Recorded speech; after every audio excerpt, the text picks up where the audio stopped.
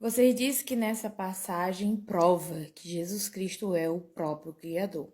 Então, eu vou pegar essa passagem agora mesmo e vou ler diante de todos e vou explicar. Então, vamos começar a leitura pelo 1 e assim vamos ter um entendimento melhor. Todo aquele que crê que Jesus Cristo é o Cristo é nascido de Deus. E todo aquele que ama ao que gerou também ama ao que dele é nascido, Jesus.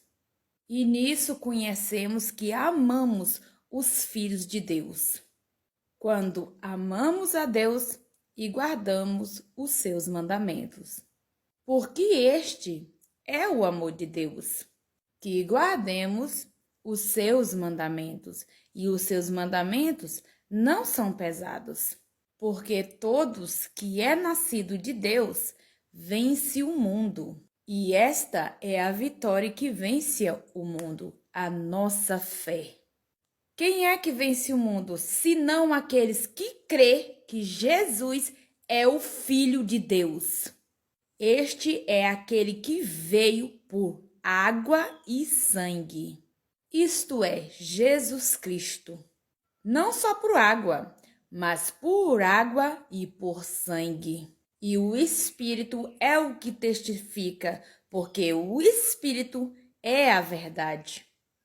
Porque 3 é o que testifica no céu: o Pai, a Palavra e o Espírito Santo. E estes 3 são um.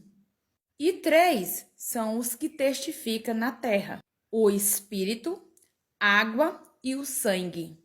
E estes 3 concordam num. Recebemos o testemunho dos homens e o testemunho de Deus é maior, porque o testemunho de Deus é este, que do teu filho testificou. E quem crê no Filho de Deus em si mesmo tem o testemunho. Quem em Deus não crê, mentiroso os fez. Portanto, não credes no Deus, no testemunho que seu Filho deu. E o testemunho é este, que Deus nos deu a vida eterna. E essa vida está em seu Filho, Jesus Cristo.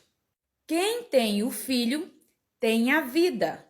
E quem não tem o Filho de Deus, não tem a vida.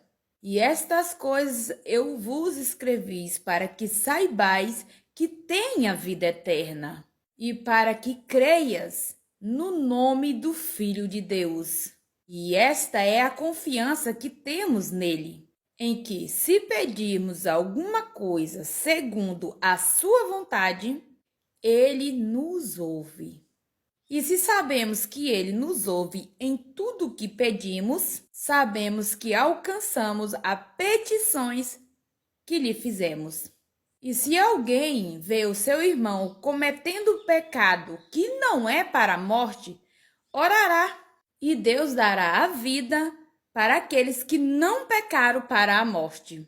Há pecado para a morte, e por este não digo que ore. E toda a iniquidade é pecado, e há pecado que não é para a morte. Sabemos que todo aquele que é nascido de Deus não vive pecando, mas o que é de Deus é gerado, conserva a ti mesmo, e o maligno não lhe toca. Sabemos que somos de Deus, e todo o resto do mundo é do maligno. E sabemos já que o Filho de Deus já é vindo de Deus, para que nós possamos conhecer o que é verdadeiro. E no que é verdadeiro, nós estamos. Isto é, no seu Filho Jesus Cristo. E este é o verdadeiro Deus e a vida eterna. Filhinhos, guardai dos ídolos. Amém. Se você for prestar atenção em toda a leitura que eu fiz, você vai observar de que foi falado de Deus e seu Filho, Deus e seu Filho todo o tempo. E quando você vai ler este capítulo, 1 João 5:20, ele vai falar uma passagem que diz assim, que eu vou repetir, que sabemos que o Filho de Deus já é vindo de Deus e nos deu o conhecimento do que é verdadeiro, isto é, o seu Filho Jesus Cristo. Até aí, ele está falando que Deus deu o conhecimento sobre o que é verdadeiro, como eu disse. Só que existe um ponto final.